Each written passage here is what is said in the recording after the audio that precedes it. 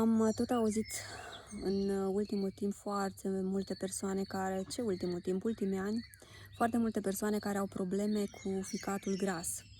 Și este o problemă care atât tinerii cât și oamenii adulți o au. Și am tot citit tot felul de studii pe această temă în ultimul timp și m-am tot interesat și ce se întâmplă mai de ce este această problemă. Pe lângă noianul de lucruri care sunt în jurul nostru și nu mai vorbim de chimicale, nu mai vorbim de radiații electromagnetice, nu mai vorbim de metale grele, nu mai vorbim de paraziți și alte cele care toate spun contribuția, plus stilul de viață alert, plus somnul foarte târziu, multe. Dar, pe lângă toate acestea, ar mai fi și alte cauze care contribuie, cum ar fi lipsa în organism a unei grăsimi foarte importante, omega-3, atât de importantă. În decursul anilor au tot fost diverse așa și studii, dar și spunea stați departe de grăsimi, stați departe, grăsimile nu sunt bune, nu sunt necesare pentru corp, nu ajută.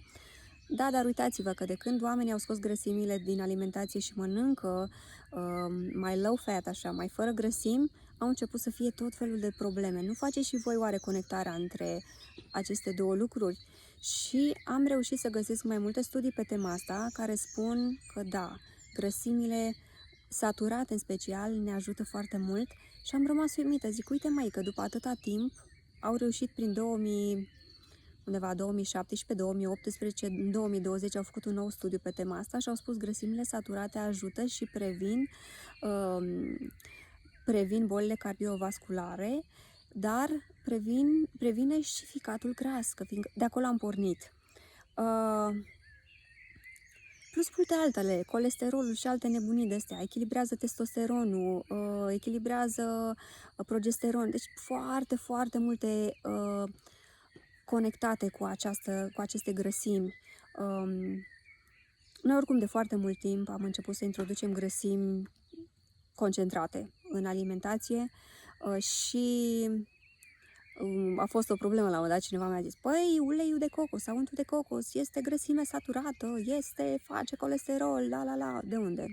Sunt la fel, nu știu câte studii care susțin faptul că fix uleiul de cocos cu o cantitate așa de mare de grăsimi saturate ajută foarte mult la echilibrarea tuturor acestor lucruri de care am amintit și inclusiv la sănătatea ficatului. Omega-3 lipsește enorm din alimentație. Și noi dacă consumăm, spre exemplu, dacă luăm omega-3 și consumăm ulei obișnuit, rafinat, în alimente sau dacă mergem și mâncăm la restaurant o masă care are ulei, interferează instant cu omega-3 pe care l-am luat și nu-l lasă să se absoarbă. Stați departe de uleiul rafinat, cât mai rar posibil, fiindcă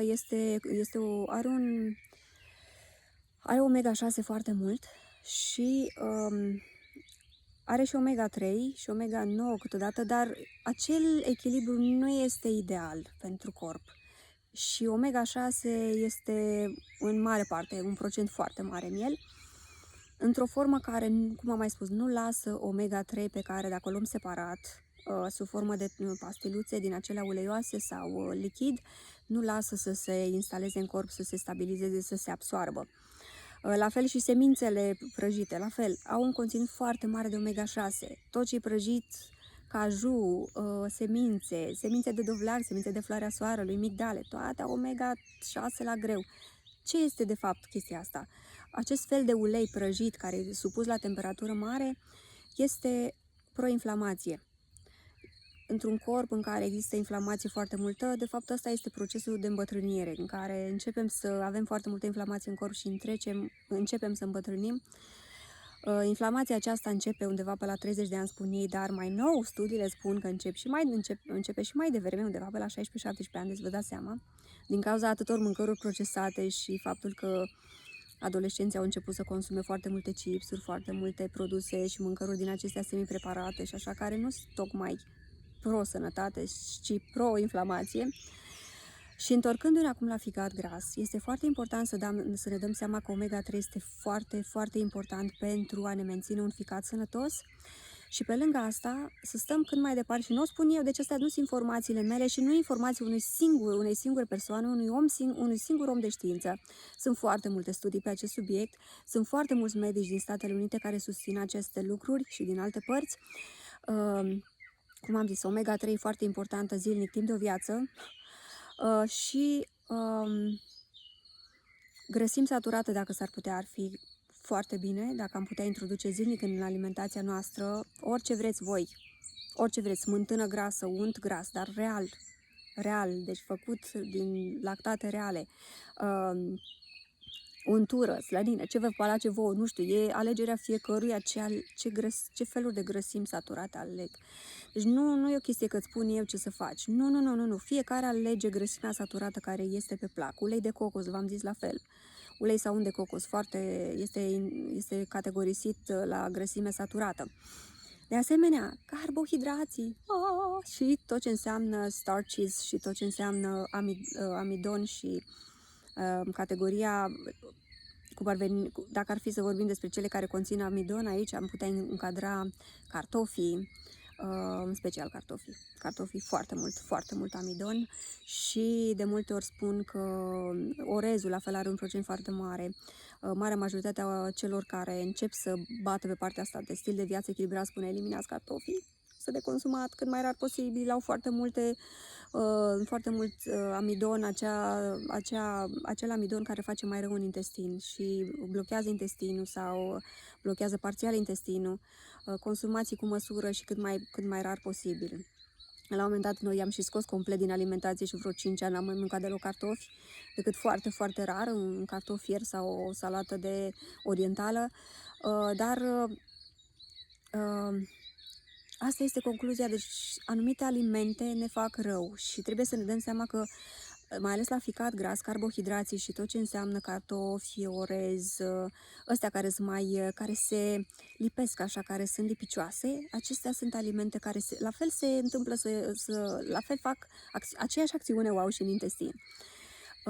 Și da, carbohidrații aici intră așa o mare categorie, inclusiv orezul și alte cele, deci nici nu mai discutăm de produse de panificație, indiferent dacă sunt făcuse în casă sau nu. Am fost învățați că acestea sunt baza, dar nu sunt baza. Carbohidrații n-ar trebui să fie baza. Carbohidrații ne îmbătrânesc, carbohidrații aduc inflamație în corp. Când e inflamație în corp, înseamnă celule anormale care îmbătrânesc rapid, îmbătrânesc super rapid și se deteriorează super rapid. Carbohidrații, cum am zis, pastele făinoase, pâinea, produsele de patiserie făcute în casă sau cumpărate, nu mai vorbim de zahăr deja știm, nici nu are rost, dar vorbesc aici de carbohidrații de care suntem atât de atașați. Și noi și copiii și tot, că e un biscuite, că e o prăjitură, că e chiar și făcută îndulcită cu ceva natural, cu un zahăr natural sau cu o pasă de curmale fără zahăr. Tot carbohidrați sunt, tot afectează dinții foarte mult, din alte studii la fel, tot afectează enorm ficatul și îl îngreunează și sistemul digestiv îl îngreunează foarte mult acești carbohidrați. Deci îmi vine să mă opresc și doar să ascult păsările atât de simt că mă relaxează și mă încarcă și mă vindecă ați cântecul lor, fiindcă de asta ne-au fost date. Da. Deci cam așa, s-a și întunecat afară, par și mai întunecată și eu la față, că n-am reflectoarele pe față, nu e nicio problemă, nu mă interesează. Din nou o să spuneți, ce galbenă ești la față, așa e fața mea, dintotdeauna a fost așa a fost și așa va rămâne. Și da, despre ficatul gras, am tot sărit de la una la alta, așa, dar voi mă știți pe mine și deja am și stilul, dar trebuie spuse multe lucruri și trebuie insistat. Din nou sar la alt lucru. Mi s-a spus că în ultimele videouri ai apărut doar cu acest plover, da, fiindcă eu fac videouri în grup. Stau acum și fac 30 de videouri aici. După aceea mai dau drumul la păr și mai fac tot cu același plover, mă duc în alt cadru. Deci timpul meu prefer să-mi petrec timpul în grădină, în natură sau lucrând, fiindcă am și eu proiectele mele de care, așa. Și atunci când fac aceste videouri, fac să acopăr cât mai multe subiecte și să pot să să pot să acopăr, cum am zis, cât mai multe subiecte interesante și de actualitate și să ajut pe cât mai mulți. Cred că începe să și plouă, nu e nicio problemă. Și vă mulțumesc că îmi sunteți alături de atâția ani. Mulți spuneau, vai, sunt de 15 ani alături de tine, mulțumesc. Mulțumesc că fiind alături unii de alții și învățând unii de la alții, ne ajutăm fiecare cu cât putem.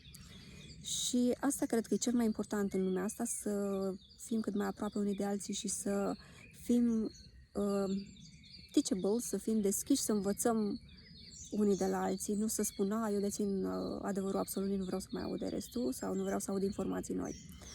Așa că vă doresc sănătate foarte multă și haideți să facem ceva și pentru ficatul acesta atât de încărcat, responsabil cu detoxifierea, care are nevoie atât de multă odihnă. La 11 trebuie să fim cel puțin în pat pentru a începe procesul natural de detoxifiere și până la 11, a doua zi, el nu trebuie să interferăm cu nimic de mâncare, cu nimic. De asta eu prefer postul intermitent și l-ador. Trebuie lăsat în pace să-și facă treaba, altfel dacă intervenim și așa metalele grele împiedică eliminarea toxinelor din corp, plus faptul că mai intervenim și noi cu a încărca sistemul digestiv seara sau știu eu dimineața de vreme. Acum dacă ne e foame mâncăm, dar dacă nu ne e foame așa nu trebuie să mâncați. Abțineți-vă. Ce să mai... Dați o pauză sistemului digestiv fiindcă are nevoie. Oh my god, 11 minute am făcut deja acest video, trebuie să mă opresc. Dar sunt atât de multe de spus și de atins și eu mă bucur că pot să le împărtășesc cu voi și mă bucur că îmi sunteți alături.